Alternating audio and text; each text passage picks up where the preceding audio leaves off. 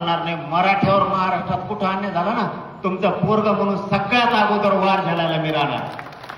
त्यामुळे तुम्ही त्यांचं टेन्शनच घेऊ नका आणि त्याला फक्त येऊ द्या, त्याला कधी बी येऊ द्या आणि महाराष्ट्रातल्या पंचायत कोपऱ्यात येऊ द्या. त्याच्याही नेत्याला महाराष्ट्रात फिरायचंच आहे. नेता ठाण्याचा त्यांनी आपल्यावरती वार केला की आपण बुडं सोडून द्यायच्या, फांद्या आणायचं बस झालं. आपल्याला काही झालं त्याच्या बी नेत्याला मुंबईत फिरायचंय, पुण्यात फिरायचंय, तुमच्या इंदापूरकडे बी यायचंय, सोलापूरकडे बी यायचंय, सांगली साताऱ्याकडे बी यायचंय. त्याला पुण्यात यावं लागणार आहे, संभाजीनगर अहिल्यानगरला जावंच लागतं. तो फक्त सापड मराठी, यांना अक्कलच नाही हो. आपण कोणत्या दिशेनं त्यांचा समाज घेऊन चाललोय. यांच्या 10-5 लाभार्थी टोळीमुळं त्या समाजाचे किती हाल होतील. कारण मराठा संख्या लहान नाहीये. मराठी एकदा बिघडल्यावर काय करतील त्यांच्या डोक्यातच नाहीये. ते फक्त लाभार्थी टोळी अख्ख्या समाजाला विटीस करायला लागली. कारण हे वाचावाचं बोलणार, पहिल्यांदा त्या समाजावरती लय प्रेम करायचा मराठा समाज. ह्या लाभार्थी टोळीच्या ह्या असल्या नालायकपणामुळं आपले लोक त्यांना कोणालाच जवळ करणार आता.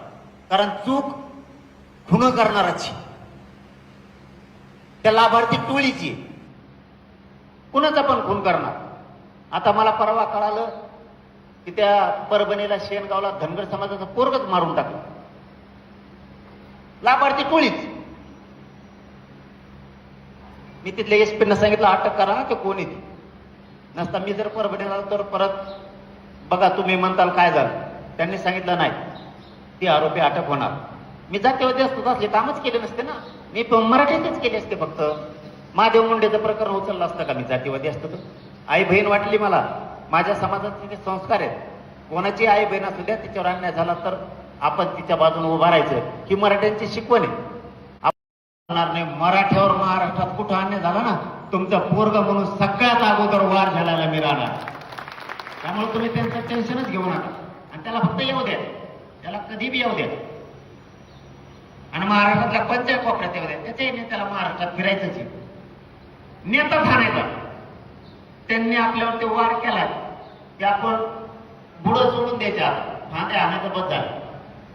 आपल्याला काही झालं त्याच्या बी नेत्याला मुंबईत फिरायचंय, पुण्यात फिरायचंय, तुमच्या इंदापूरकडे बी यायचंय, सोलापूरकडे बी यायचंय, सांगली साताऱ्याकडे बी यायचंय. त्याला पुण्यात यावं लागणार आहे, संभाजीनगर अहिल्यानगरला जावंच लागतं. तो फक्त